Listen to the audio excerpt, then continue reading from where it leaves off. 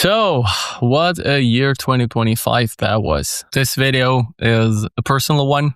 It's about my personal year 2025 in a review. December is a time where I like to lean back and look at the year, what we've done, what we've achieved, what maybe can be done better, and how we're going to tackle the next year, how we're going to tackle the next 5 years maybe. So let's get right into it. I'm Lucas Penegonda and I'm an expert for medical grade plastics.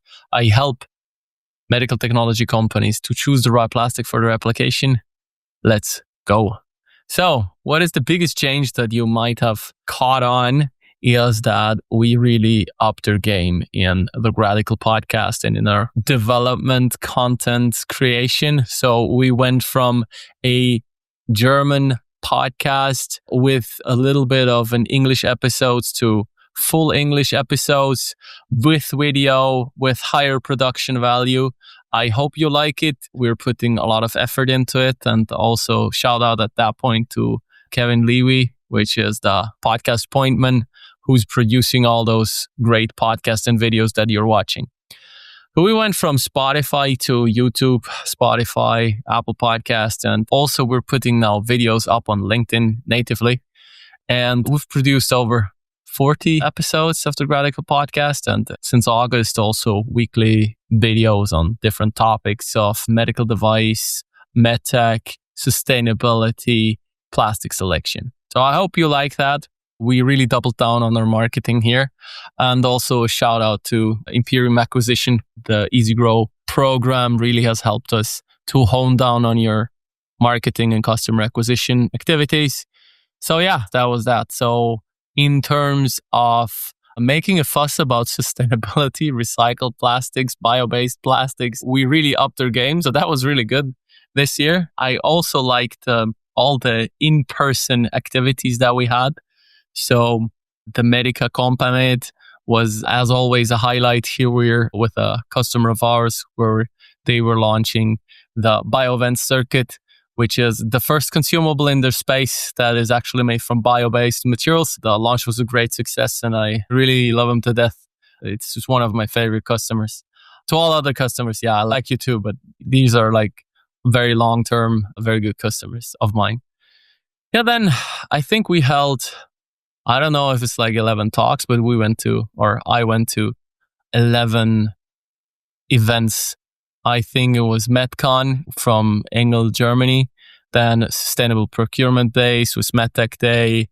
Went to Medica, CATFEM Day, Tuttlingen Innovation Forum, also the Swiss Regulatory Day, VDI Conference, and also the Global Polymer Innovation and Sustainability Summit in Athlone.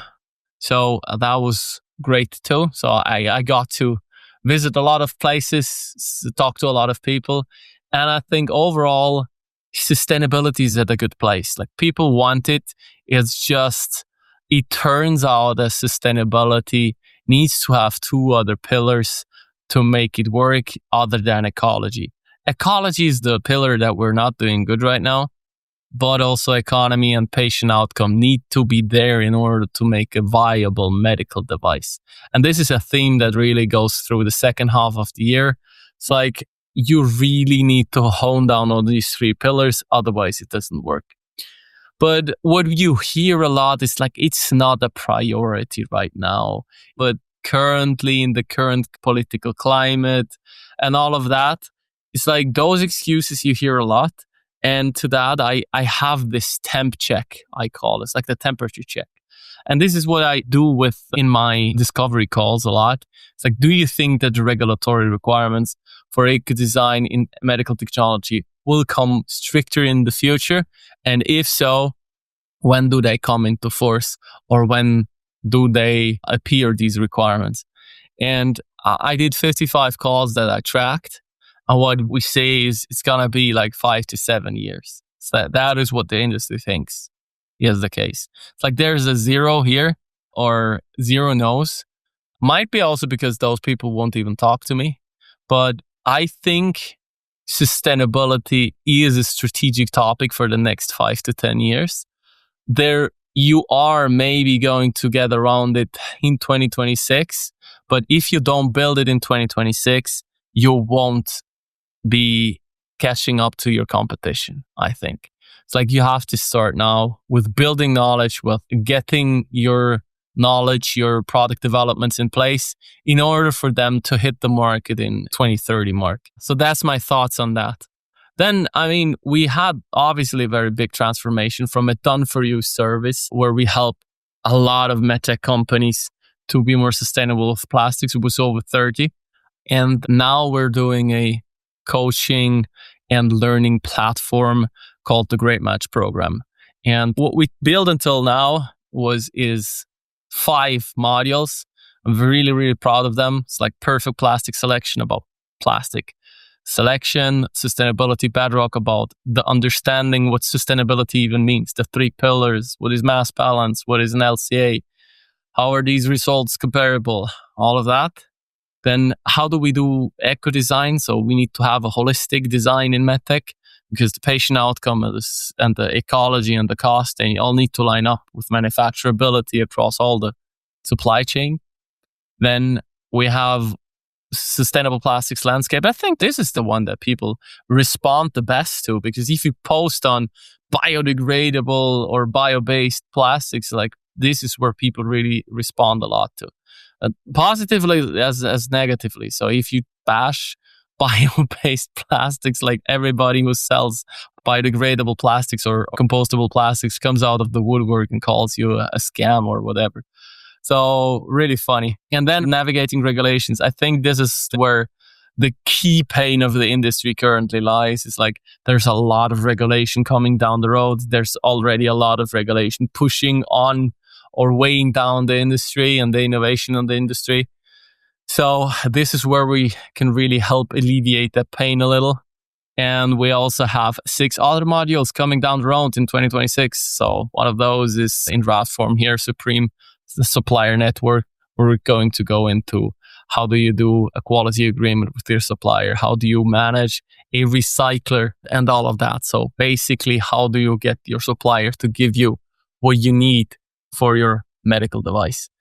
So that was really challenging. Like as a business, we had this transformation, and I think it's the right decision. It helps us achieve more scale. It helps us help more MedTech companies to be more sustainable with plastics. It helps us spread knowledge. So yeah, if you're interested in this, there's a link in the description. I won't make more advertisement out of this. So this is what I did a lot of the year. So going out to fairs, talking to people, having the podcast, creating content, and then working on our Great Match program.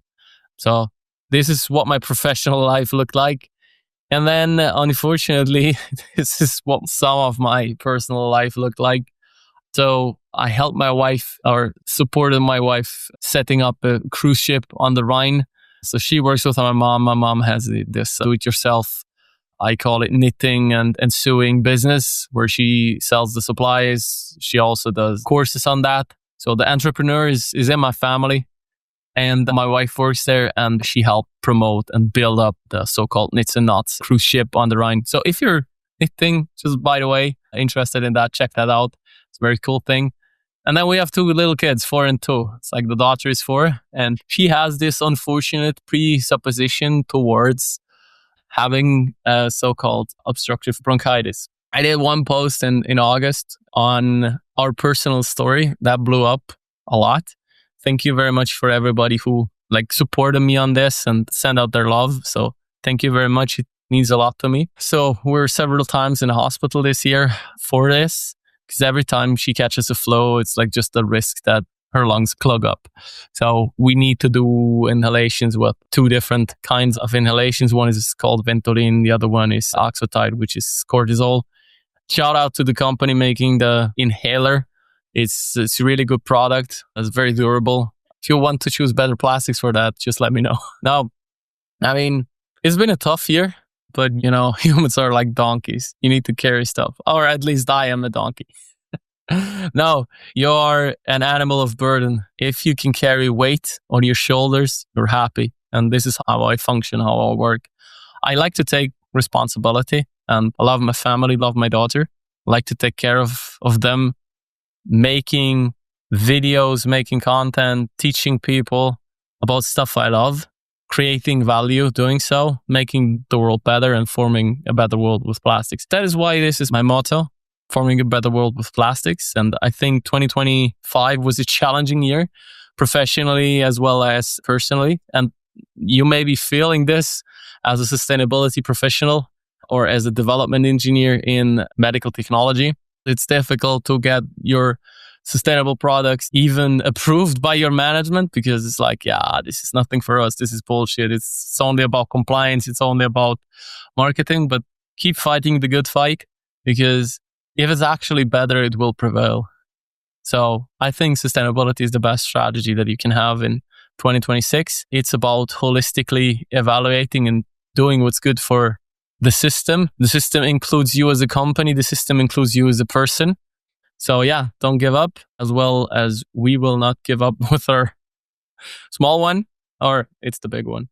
And yeah, so I'll skip the tunnel. You know that there's a link in the description. Like, comment, and subscribe. YouTube will show you more of this videos if you even like it. If you don't.